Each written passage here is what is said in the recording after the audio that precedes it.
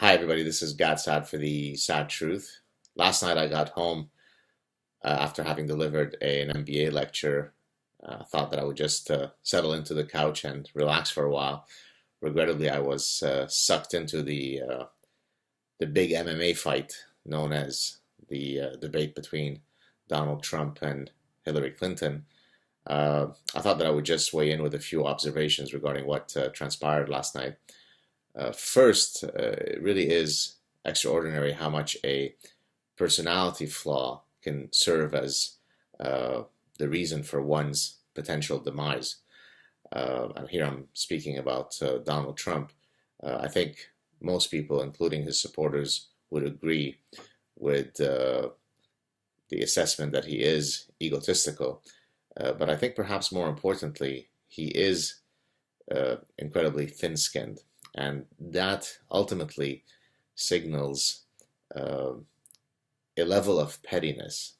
And so yesterday, what should have happened is that he should have taken her to task regarding the 10,000 possible, you know, violations and scandals that she's been involved with in her political career. I mean, it would not be hyperbole to state that the number of shady things, if not immoral, if not unethical, if not illegal things that she's been involved with, uh, are probably 10 times that which brought down Richard Nixon following the Watergate scandal. And so he could have challenged her on a number of issues, and I don't need to repeat all of them here. I mean, it is truly difficult to imagine a candidate who is laden with more scandalous baggage. But instead of that, Hillary Clinton was masterful in that she did exactly what her advisors undoubtedly told her to do, which is she put him on the defensive.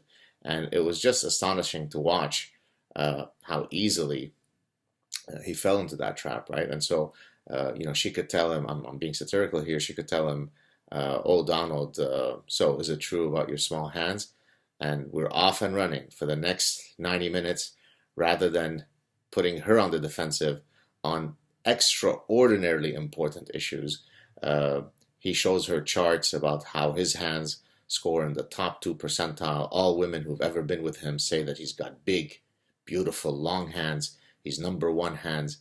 And that doesn't play out well. And so I guess my point here is that from a psychological perspective, it's really interesting to watch how, the leopard can't shake off its spots. I mean, he is who he is. And notwithstanding, I'm sure that all his advisors are telling him how to behave, he can't ultimately take that feedback because he has to be who he is. It's difficult uh, to shake off some of the defining features of your personhood. And so, from that perspective, I think that if one is to fairly evaluate yesterday's performance, at least from the way that I've looked at the debate, I think Hillary Clinton won. Now, some people said that she appeared presidential and she appeared polished. No, she didn't. She appears as though she is a calculated uh, career politician who knows how to deliver well talking points.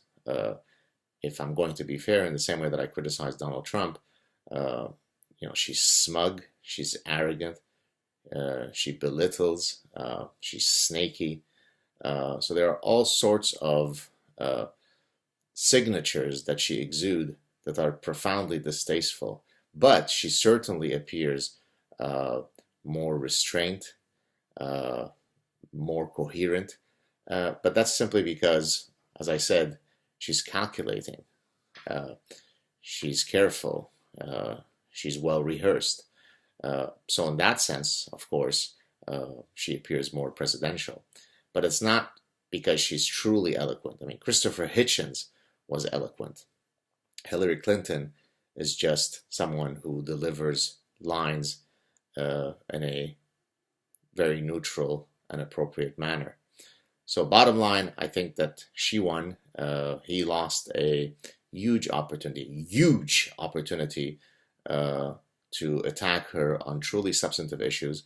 Let's see what happens in debate 2, but my feeling is that I don't know if you guys remember the old story of the frog and the poisonous scorpion. Let me mention it again because it's going to speak to Donald Trump.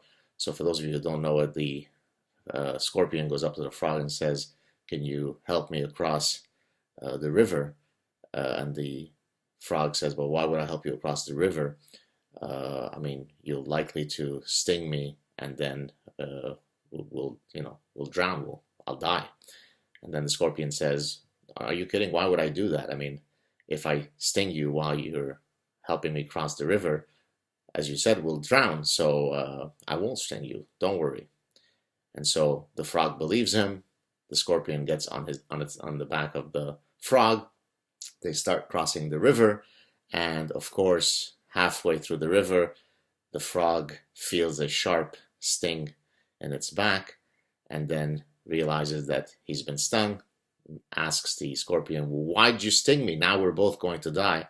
And the scorpion says, "Well, I can't help it. That's what scorpions do."